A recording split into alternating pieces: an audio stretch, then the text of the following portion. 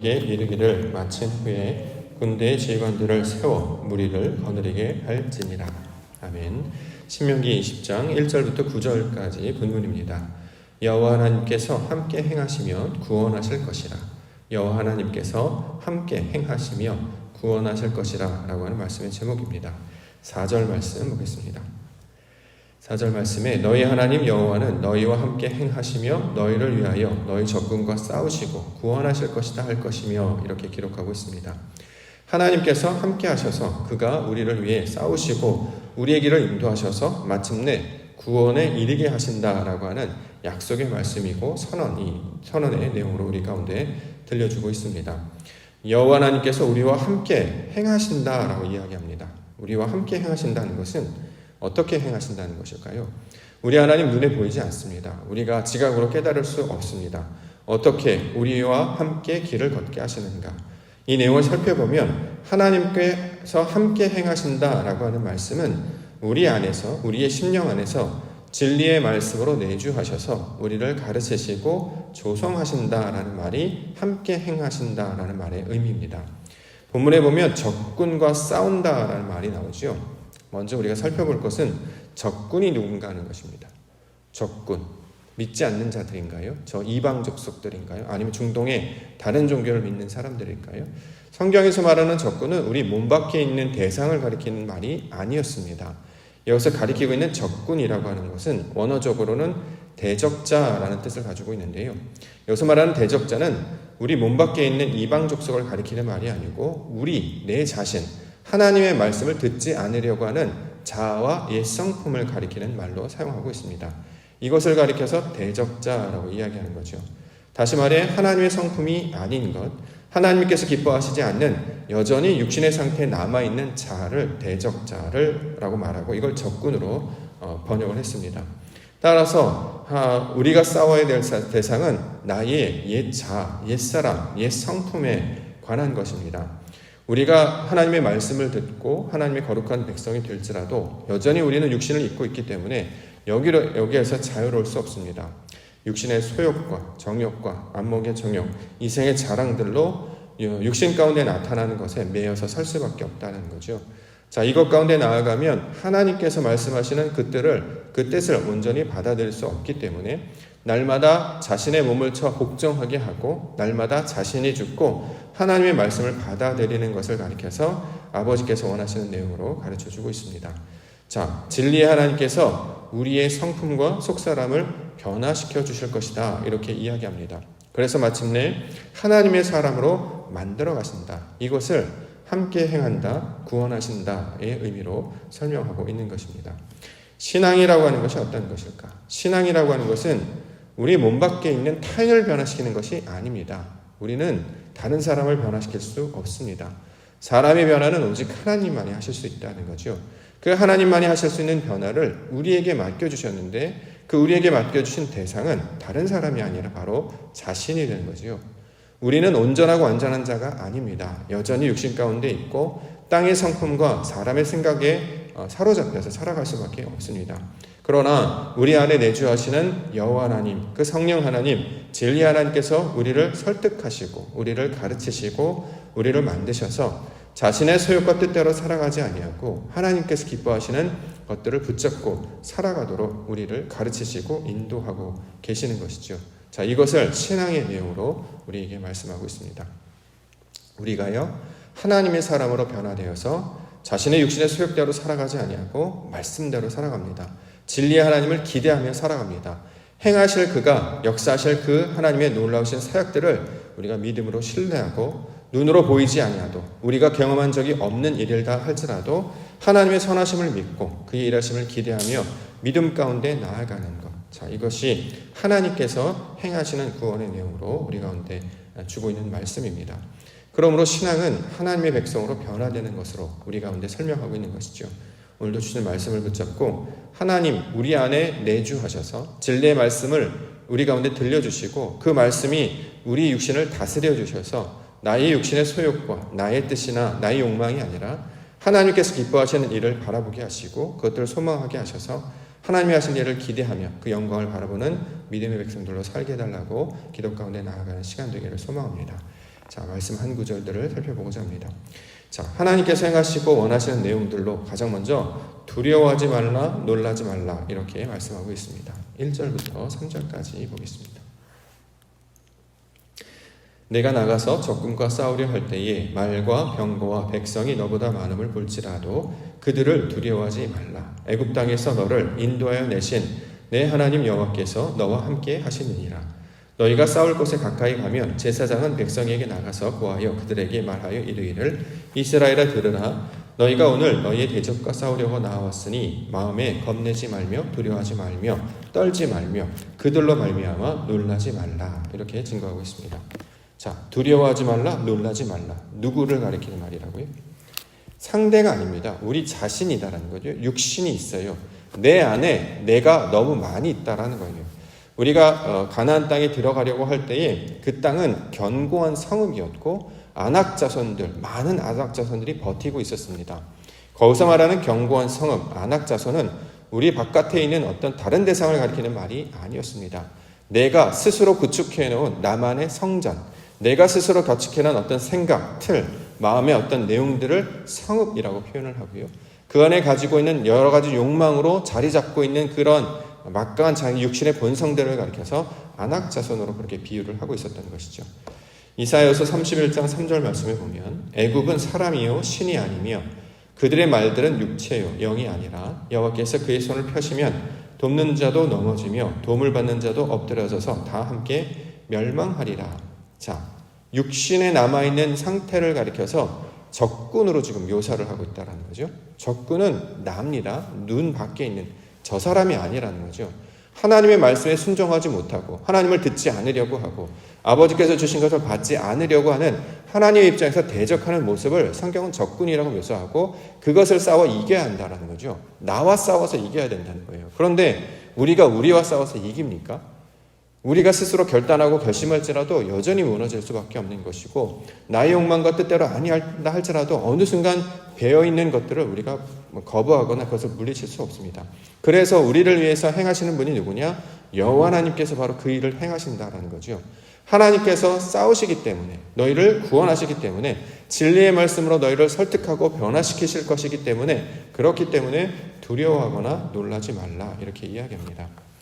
우리가 이스라엘 백성들은 애굽에서 430년 동안 살았습니다. 이걸 우리가 생각해 보면 7세대, 8세대 예를 들어서 미국에 이주를 해도 교포 2세, 교포 3세, 교포 4세가 돼도 우리나라 말을 전혀 하지 못하죠. 생각이나 사고가 완전히 미국 사람입니다. 그래서 말하는 것이나 행동하는 것이나 원하는 것이나 입맛이나 모든 것이 다 그쪽 사람의 나라의 사람으로 완전히 바뀌게 되죠. 이스라엘이 애굽에서 430년이나 살았습니다. 완전히 세상 사람들이 될 수밖에 없었죠. 거기에 하나님께서 말씀을 가르쳐 주시는 거예요. 진리의 말씀은 하나님의 백성들은 이렇게 사는 것이다 라고 해서 말로 언어로 가르쳐 주시는 거죠. 그래서 마치 4세 5세가 우리나라에 와서 우리말을 배우기 시작하면서 그 더듬더듬 말을 배우고 생활을 배우고 습관을 배워서 점점 그 사고와 행동이 우리나라 사람으로 바뀌게 되는 것처럼 세상 사람들처럼 살았던 우리가 하나님의 사람으로 점점 변화되게 하는 것입니다. 우리가 평생 430년을 애굽에서 살았던 사람이 몇 달, 몇 년을 말씀을 듣는다고 해서 완전히 변화되지 않는 것과 똑같습니다. 외국에서, 미국에서 살던 사람들이 한국에 들어와서 1년, 2년 또는 10년 신앙생활을 한다고 해도 언어가 완전히 바뀌지 않잖아요. 그렇다고 해서 사고도 완전히 바뀌지 않고요. 심지어는 입맛들도 완전히 바뀌지 않습니다. 마찬가지로 신앙도 마찬가지죠. 하나님의 말씀을 온전히 깨닫게 되는 그 순간부터 그 창세기의 일이 나타나는 그 순간부터 변화되기 시작하는데 그 변화가 우리의 생각보다 매우 더디고 매우 천천히 일어나게 됩니다. 왜냐하면 사람이 변하는 역사는 성령의 역사가 되기 때문에 바람이 부는 것과 똑같아서 겉으로 보기엔 나타나지 않는다는 거죠. 우리가 지각으로는 경험할 수 없습니다. 그렇기 때문에 여전히 우리도 모르게 그 육신적인 본성에 남아있어서 하나님의 뜻대로 말씀대로 하지 아니하고 역신의 기질과 자신의 욕망으로 살아갈 때가 너무나 많이 있다라는 것입니다.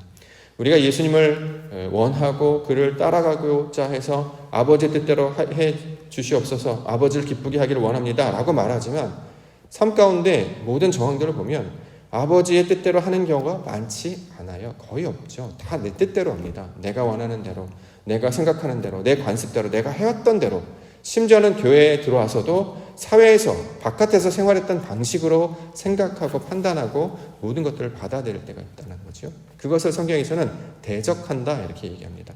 하나님이 주시는 대로, 아버지의 뜻대로 말하지 아니하고 여전히 육신 가운데 자신의 자랑, 정욕, 안목의 정욕들로 가득 차 있어서 자신의 육신으로 행하려고 하는 것. 자, 그런데 두려워하지 말고 놀라지 말라 이렇게 이야기하고 있는 것입니다.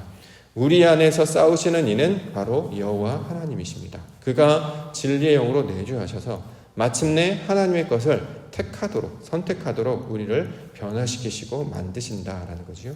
그래서 이것이 복음의 소식이 됩니다. 우리가 결심하고 다짐하고 맹세한다 할지라도 이것이 3일을 넘어가지 못해요. 작심 3일이라는 말이 있는 것처럼 괜히 그런 말이 만들어진 것이 아니다라고 생각합니다. 그만큼 육신이 연약하다라는 거죠. 하나님 앞에 스스로의 결심과 스스로의 결단, 하나님 앞에 맹세했던 스스로의 결단과 다짐을 그렇게 오랫동안 가져갈 수 없습니다. 그런데 그렇게 연약한 자를 위해서 친히 일하시는 분이 있는데 바로 여호와 하나님께서 그 일을 행하신다라고 이야기하고 있습니다. 그러므로 어떻게 해야 되냐? 그분을 신뢰하라라는 거죠.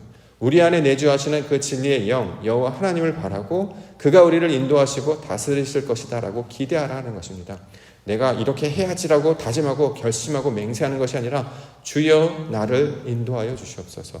주께서 나를 가르치시고 주께서 나를 인도하셔서 하나님의 것을 판단하게 하시고 하나님의 것을 붙잡게 해 주시옵소서. 이렇게 우리가 소망하는 자로 살 것을 가리키고 있습니다. 전쟁은 여호와께 속하는 것. 다시 말해 우리의 육신의 변화는 하나님의 손에 달려있는 것이기 때문에 그가 행하실 것을 기대하고 그의 것을 소망하게 해 주셨습니다. 우리가 이것을 적용해 본다면 60여 년 전 이 땅 가운데 말씀이 뿌려져서 처음 교회가 세워졌을 때 60년이 지난 후에도 교회가 과연 그 자리에 남아있을까? 거기서 과연 기도하는 자들이 있을까? 거기서 하나님의 말씀이 온전히 선포될 수 있을까? 그런 걱정들 하지 않겠습니까? 가끔 우리 주변에 이제 돌아보면 되게 맛있게 음식을 했던 집들이 있어요. 근데 몇 년 후에 찾아가 보면 다 없어져 버립니다. 또는 어떤 사람들이 그 집에 살고 있었어요. 참 친했던 사람이고 반가웠던 사람입니다. 이제 시간이 지나면 이사를 가거나 뜻하지 않게 옮겨지게 되는 거죠. 한 자리에 계속 머물러 있어서 순수하게 그 일을 온전하게 감당하는 것. 심지어는 10년만 지나도 강산이 변하는데 60여 년이 지난 다음에 이곳에 그 온전하게 사람들이 모여 있어서 과연 찬송이, 기도가, 예배가 있을까? 어쩌면 그런 생각을 할 수도 있을지 모르겠습니다. 그런데 60년이 지난 이 땅에 건물을 갖추고 모양을 갖춰서 여전히 하나님의 백성들 보내주셔서 기도하게 하셨고 예배로 아버지 하나님의 영광을 나타나게 해주셨다는 거죠. 사람의 생각과 노력으로 이만큼 이루어진 것이 아니고 하나님의 인도하심 때문이었다라고 생각을 합니다. 그렇기 때문에 교회도 사람도 하나님께 하실 것을 기대하고 그의 일을 소망하며 나아가는 것, 바로 이것이 하나님께서 우리에게 약속하시는 이 기쁨의 소식이 될 것입니다.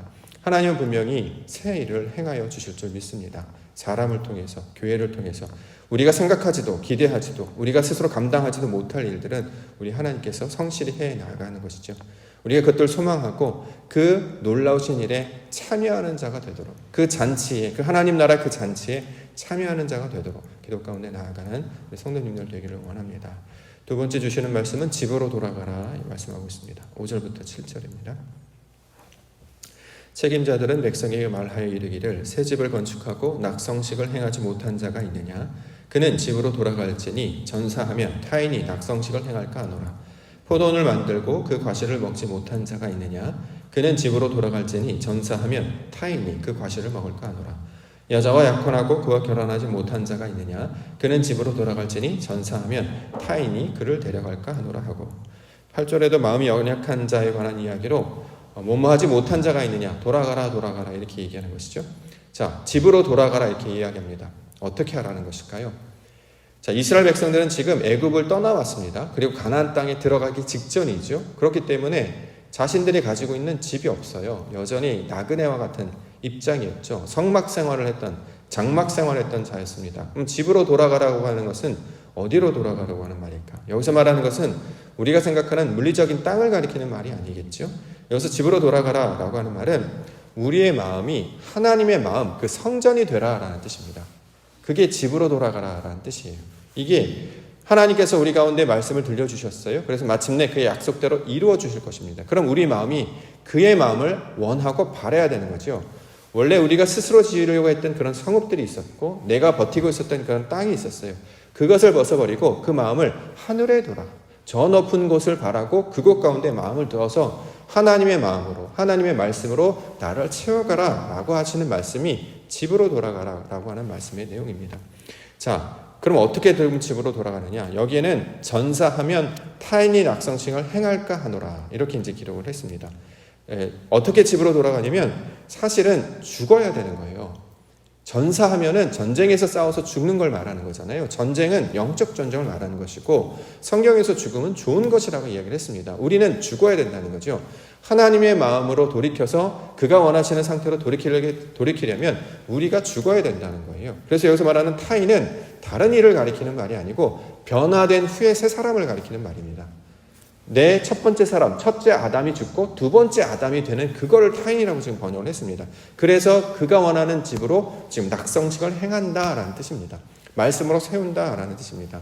성경에서 이제 뭐뭐할까 하노라라고 이제 번역된 단어, 요것 때문에 이제 신학자들이 문제가 많은데 뭐뭐할까 하노라 그러면 하지 못한다라는 뜻이 아니고 그렇게 할 것이다라고 다시 우리가 이제 진리적 관점을 해석을 해야 이 문장들을 이해할 수 있습니다.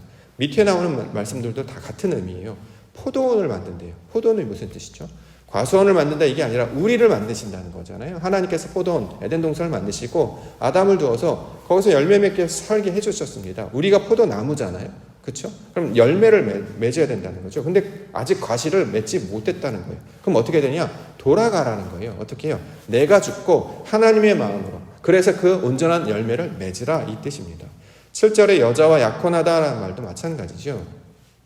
결혼식에 관한 이야기가 아니고 성경에서 말하는 여자는 말씀을 받는 자, 그렇죠? 말씀을 가진 자가 남자였고 말씀을 받는 자가 여자였어요. 그 여자가 말씀을 받았으면 뭘 낳아야 됩니까? 아들을 낳아야 되거든요. 우리 안에 말씀이 있어서 말씀을 가진 상태를 믿음이라고 이야기하고 그 믿음을 가지고 있으면 마침내 하나님께서 원하시는 그 영광의 아들, 그 진리, 그리스도를 낳게 된다라고 말씀하고 있거든요. 그렇기 때문에 이걸 결혼이라고 이제 묘사를 한 것입니다. 그러니까 어떻게 하냐? 집으로 돌아가야 된다는 거죠. 하나님께서 말씀하신 그 마음으로 돌아가라는 거예요. 내 육신의 생각에 머물러 있지 말고 내 소욕에 머물러 있지 말고 그가 원하시는 그대로 돌아가라. 그러려면 어떻게? 내가 죽어야 된다. 그래야 그것을 얻게 된다. 이 내용으로 지금 본문을 설명하고 있습니다. 자, 신앙의 내용도 똑같죠. 우리의 생각과 관습에 머물러 있는 것이 아니라 내가 죽어질 때, 내 옛사람이 죽어질 때, 내 과거가 주어질 때에, 나의 땅의 소욕이 주어질 때에 하나님의 말씀하신 사람으로 변화될 것입니다. 우리에게 주신 새 이름이 있습니다. 그리스도인. 진리를 따르는 자, 말씀을 따르는 자, 하나님의 거룩한 백성, 아버지의 교회, 이스라엘, 새로운 이름들을 주셨단 말이죠. 그것으로 살아가라는 거예요. 육신에서 말하는 그 타이틀로 살아가지 말고 하나님께서 원하시는 그 모양대로, 그 형상대로 살아갈 것을 가리키고 있는 말. 그러므로 집으로 돌아가라. 하나님의 마음을 품으라. 아버지의 영광으로 다시 집을 세우라. 라는 말씀으로 우리가 이 내용을 받아야 할 것입니다. 그래서 마지막에 군대 지휘관들을 세워 무리를 거느리다 설명하고 있습니다. 9절만 보겠습니다. 백성에게 이르기를 마친 후에 군대 지휘관들을 세워 무리를 거느리게 할지니라. 이제 백성들 통해서 군대 지휘관 하기 때문에 이게 마치 군사용어처럼 느껴지는데 군대라고 번역된 단어는 하나님의 형상, 이전에도 한번 살펴본 적이 있습니다. 민수기에서 하나님의 형상과 같아지는 것을 가리키고 있는 말입니다. 그걸 군대라고 이제 번역을 했기 때문에 마치 전쟁, 우리가 생각하는 전쟁처럼 묘사가 되어 있는데 실제로는 하나님과 똑같은 모양이 되면 우리를 하나님의 군대라고 부르는 거예요. 아버지의 백성과 똑같은 백성, 그러니까 하나님의 성도들을 가리키는 말입니다. 이걸 다른 말로 군대라고 부르기도 합니다. 그러면 어떻게 되느냐? 지휘관들을 세워 무리를 거느리다. 하나님의 진리의 말씀이 머리가 된다라는 뜻입니다. 지휘관, 머리가 된다라는 뜻으로 이제 원어는 그렇게 되어 있고, 그가 나의 주인이 그걸 통해서 모든 무리들, 모든 행동들을 앞세워 행하도록 할지다라고 주시는 말씀이 지금 지휘관들을 세워 무리를 거느리게 할지다 이런 말입니다. 자, 지금 말씀이 하나님의 사람으로 변화시키신다라는 거잖아요. 그래서 나의 생각에서 벗어나서 하나님이 주신 그 진리의 말씀을 우리의 머리 삼아, 주인 삼아 나아가도록 그렇게 가르쳐 주셨다라는 거죠. 그렇게 될 때에 하나님의 새로운 백성들이 될 것이다. 이렇게 말씀을 하고 있는 것입니다. 신앙의 목적, 우리를 하나님의 사람으로 온전하게 변화시키는 일, 이것을 말씀을 통해서 가르쳐주고 있습니다. 그러므로 오늘도 우리가 주신 그 하루를 통해서 하나님의 뜻을 온전히 발견하는 은혜가 있기를 원합니다. 그러면 생각이 넓어지고요, 마음이 넓어지고 우리의 행동의 방식이 새로워집니다. 새로워진다라고 하는 말은 하나님이 기뻐하시는 일을 한다라는 거예요. 자, 이전과는 전혀 다른 하나님께서 기뻐하시는 모양이 나아갈 때 그것이 바로 하나님의 형상을 닮은 백성들의 모습이 될 것입니다. 우리가 오늘도 새벽 예배를 드리고 내일도 기도를 할 것입니다. 어제와 똑같은 모습 같기도 하고요, 여전히 하는 습관 같기도 합니다. 근데 하나님의 입장에서는 우리가 말씀에 반응하여 나왔기 때문에 이걸 새롭다라고 이야기한다는 거죠. 똑같은 예배, 똑같은 기도가 아니라 하나님은 늘 날마다 아버지의 마음을 가지고 하나님의 뜻을 품고 나오는 자들을 새로운 자들이다라고 이야기하기 때문에 그러한 모습들로 우리를 가르쳐 주시는 것입니다. 이 하나님께서 만드시는 새로운 형상, 바로 그리스도 예수의 모습을 담는 자들 되시기를 소망합니다. 우리 하나님께서 우리와 함께 하시고 우리 속사람 가운데 진리를 깨닫게 해주셔서 무엇이 하나님의 것인지를 분별하게 해 주실 것입니다. 오늘도 주님 말씀을 통해 하나님께서 기뻐하시는 그것이 우리의 삶의 모든 동기와 목적이 되므로 하나님의 영광을 우리가 누리시며 하나님의 백성들로 살아가시는 우리 성도님들과 교회가 되기를 주의 이름으로 간절히 축원합니다. 기도하겠습니다.